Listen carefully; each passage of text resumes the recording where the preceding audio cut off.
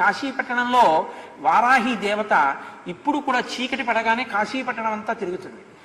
చీకటి పడగానే గుళ్ళోకి వెళ్ళిపోయి తలుపులు వేసేసుకుంది. అందుకే సూర్యోదయం అయితే ఇంకా వారాహి దర్శనం ఉండదు కాశీలో, మనం చూడలేం కూడా. ఆ వారాహి యొక్క స్వరూపాన్ని దగ్గరగా నిలబడి చూడడానికి ఎవరికి ధైర్యం సరిపోదు. అందుకని ఏం చేస్తారంటే వారాహి దేవాలయం పైకప్పెక్కి సూర్యోదయానికి పూర్వమే పైన కన్నాలు ఉంటాయి, ఆ కన్నాల్లోంచి చూడాలి వారాహిని. కన్నాల్లోంచి చూసినందుకే ఉద్వేగం కలుగుతుంది. అలా ఉంటుంది ఆవిడ స్వరూపం.